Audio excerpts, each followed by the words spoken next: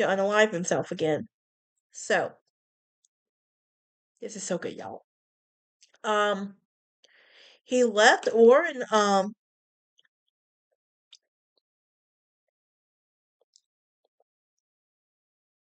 so he would take 2 months off of work, and he was treated for depression and psych.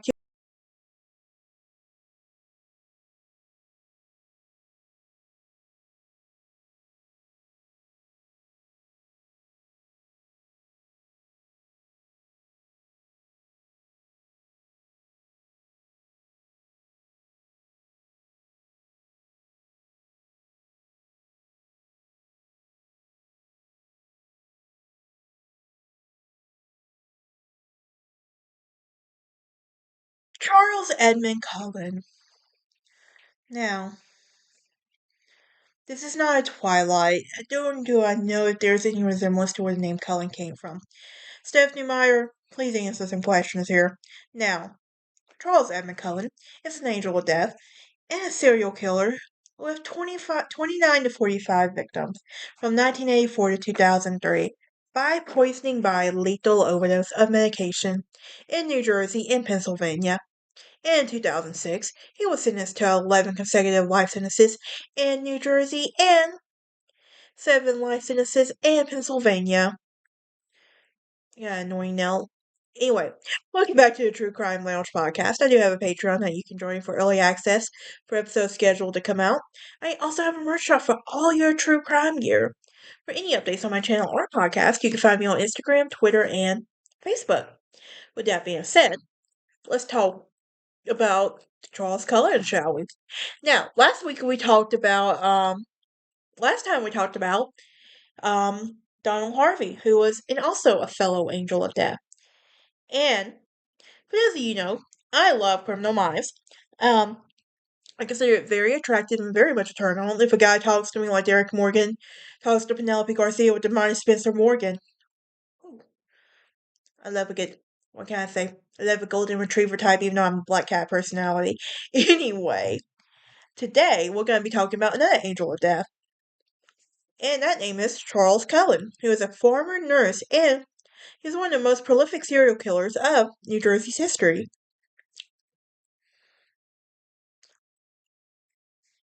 Now, he would tell authorities in December 2003 that he had murdered as many as 45 patients during his 16 years as he worked at 10 hospitals in New Jersey and in Pennsylvania. Now, before we do that, let's talk about his childhood and early life, I guess. We know he was born in West Orange, New Jersey. He was the youngest of 8 in a deeply religious Catholic family. And his father was a bus driver. His mother was stayed at home and raised all the children. His dad died when he was an infant, and 2 of his siblings almost died in adulthood. Now, his father, Meme Cullen, raped him as a child. I'm gonna try not to use that word as much as possible. That is a trigger word, and I do apologize for that for advance. I am a survivor of SA, so I get it. But I'm gonna try not to use that word as possible. I'm gonna try it one more time. His dad essayed him as a child, and he described his childhood as miserable. And his first attempt at unaliving himself was at the age of 9 and drinking chemicals taken from a chemistry set. This was be the first of 20 such unalive attempts throughout his life. He would later work as a nurse, and he fantasized about stealing drugs from the hospital where he worked and using them to commit unaliving himself. In one attempt, he took a pair of scissors and jabbed him with a knife through his head, and he was later rushed to the hospital to have a major surgery done. When he was 17, his mom died in a car accident. His sister was at the wheel. And devastated by his mom's death, he dropped out of high school, enlisted in the Navy in 1978. He was assigned to a submarine course, and he served in the ballistic missile sub, the USS Woodrow Wilson. Cullen would rise to the rank of petty officer third class. As part of the team, he operated operated the ships with Poseidon's missiles. Now, He had already shown signs of mental instability, and he once served a shift at a green surgical gown, surgical mask, and latex gloves stolen from the ship's medical department. He was transferred to the supply ship U.S. Conopus, and he tried to unalive himself for several times over the next few years. And his later attempt led to the discharge from the Navy in 1984. And after leaving the Navy, he attended Mountainside School of Nursing and got a job at St. Barnabas Medical Center in Livingston, New Jersey. In 1987, in that same year, he married Adrienne Taub, and the couple would have two daughters. Now let's talk about the murders he committed. He committed his first murder on June 11th, 1988, and and that was Judge John W. Yingo Sr., who had been admitted to St. Barnabas Medical Center suffering an allergic reaction from a blood thinning drug, and Cullen administered a lethal dose of medication intravenously, and he also admitted to killing 11 patients at St. Barnabas, including an AIDS patient and who died after giving an overdose of insulin. Cullen would quit his job at St. Barnabas, and in July 1992 he went to the hospital authorities began an investigation to have tampered with the bags. Now, Cullen took a job at Warren Hospital in Phillipsburg, New Jersey. I apologize for that. In February 1992, where he murdered three elderly women at the hospital by giving them overdoses of heart medication. Now, his final victim said that a sneaky male nurse had injected her as her sleep. Now, as she slept, but the family members of other healthcare workers dismissed her comments. And in January 1993, Adrienne Cullen filed for divorce. She later filed for domestic violence complaints against him. In the divorce papers and the DV complaints depicted Cullen as an alcoholic, someone who abused pets, placing them in bowling bags and trash cans, poured lighter fluid into other people's and made them calls to funerals, and he also shared custody of his daughters, which is messed up if you ask me, and moved into a basement apartment on Schaefer Avenue in Phillipsburg. And he said that he wanted to quit nursing in 1993, but a court-ordered child support payments forced him to keep working.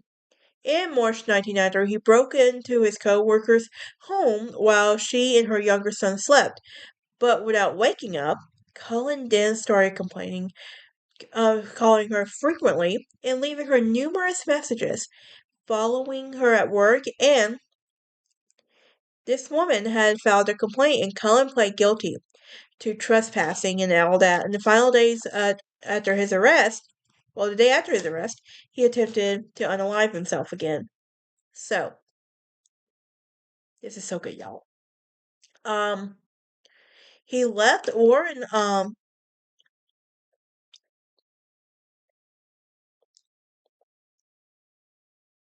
so he would take 2 months off of work, and he was treated for depression in two psychiatric facilities. Um, he attempted to take his life again 2 more times by the end of that year. Now he would leave Warren Hospital, take a job at Hunter Medical Center in Rarely Township, New Jersey, in the early night the next year. Cullen placed the hospital's intensive care and cardiac care units for 3 years, and during the first 2 years, he claims he did not murder anybody, but the records of the time period have already been destroyed at the time of his arrest in 2003, preventing an investigation. However, Cullen did admit to murdering 5 patients for the first time 9 months after 1996. And once more, he administered overdoses of dioxin, and he became a licensed nurse in 1994. Now, he found work at the Morris Memorial Hospital in Morris, New Jersey, and he was fired in August 1997 for poor performance. He remained unemployed for 6 months and stopped making child support payments. In October 1997, he appeared in the Warren Hospital emergency room and he was sought medical treatment for depression. He also admitted to a psychiatric facility but left after a short time, and his treatment had not improved his mental health. Neighbors said that he had been chasing cats down the street in the dead of night, yelling at them, talking to himself, and making faces at people when he thought they weren't looking. In February 1998, he was hired by a Liberty Nursing and Rehabilitation Center in Allentown, Pennsylvania. He worked at the ward for the children who needed the ventilators to breathe. In May, he filed for bankruptcy, claiming nearly $67,000 in debt. He later fired Liberty later fired Cullen in October 1998 after um, he was seen entering a patient's room with syringes. The patient ended up with a broken arm, but uh, apparently no injections were made, and Cullen was accused of giving the patient's drug at unscheduled times. So, Cullen, who would work at another hospital in Elston, Pennsylvania from November 98 to March 1999. And on December 12th, he murdered yet another patient with dioxin, and a coroner's blood test showed lethal amounts of dioxin in the patient's blood. But an investigation was inconclusive and nothing pointed this definitely to Cullen. He still continued yet to find work.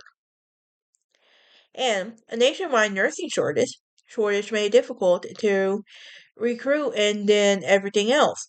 In April 1999, he voluntarily resigned from the Lehigh Valley Hospital, took a job at St. Luke's um, in Bethlehem, Pennsylvania, where he worked at St. Luke's Cardiac Care Unit. Over the next 3 years, he murdered 5 more patients, attempted to murder 2. In January 2000, he attempted to unalive himself again. He put a charcoal grill in his bathtub, lit it up, and hoped it would take the carbon monoxide gas to kill him. Neighbors smelled the smoke, called the fire department and police, and he was taken to a psychiatric facility, but was back home the following day. Now, no one suspected him of murdering patients at St. Luke's until a coworker accidentally found vials of unused medication in the disposal bin, and the drugs were not valuable outside the hospital. So, their death seemed curious. And after investigation, it was shown that he had taken the medication. He was fired and escorted from the building. And 7 St. Luke nurses who worked with Cullen later met at Lehigh County DAs to alert authorities of their suspicions that Cullen had used drugs to kill patients. And they pointed out that between January and June 2002 that he had worked 20% of his hours on his unit, but was present for nearly 2/3 of the deaths, but investigators never looked into it Cullen's past. Now, he worked after a short time for Sacred Heart Hospital in Allentown, but did not get along with his coworkers. In September 2002, he found a job at Somerset Medical Center in Somerset, New Jersey, and he worked there in the CCU, and his depression worsened, and even though he had begun dating a local woman, he murdered 8 more patients and attempted to murder another by June. Once more, the drugs of choice were dioxin and insulin. In June 18, 2003, he attempted to murder Philip Gregor, a patient at Somerset, who survived and was discharged, and he died 6 months of natural causes. Now, soon after, the hospital system showed that Cullen was assessing the records and patients not assigned to him. Co-workers were seen leaving the room, and they computerized the drug dispensing cabinets and everything, showing that Cullen had requested medication that patients had not been prescribed. Now, the executive director of New Jersey Prison Information and Education System warned Somerset in July July 2003, and at least four more suspicious overdoses indicated the possibility that an employee was killing patients. Now, you're probably wondering, when was he going to get arrested and all that? Well, police would keep him under surveillance and everything. And he was arrested on one count of murder and one count of attempted murder at a restaurant, December 4th, 2003.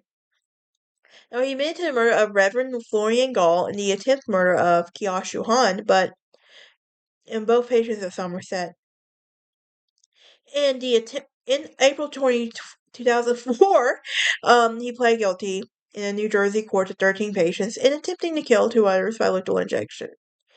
As part of his plea, he was promised to cooperate with authorities, and they did not seek the death penalty for his crimes. In November 2004, he pled guilty in Pennsylvania as well by killing three and everything else.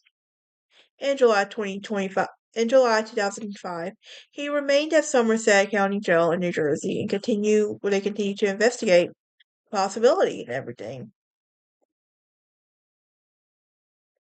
So, like, what was the legal impact of all of this? Because there had to be a legal impact. Well, Cullen was largely able to move facility to facility, and that was because of the tagging reporting and everything else. Now, prompted by a Cullen case, Pennsylvania, New Jersey, and 35 other states adopted state laws which encouraged employers to give honest appraisals to workers' job performance, which give the employees immunity when they provide truthful employees and all that. And many laws passed with strengthened disclosure requirement for healthcare facilities, bolster legal protection, and all of that. Now, that is it for this episode. Join me next time as we talk about Virginia Rap. I'll see y'all next time. Y'all have a Merry Christmas as well.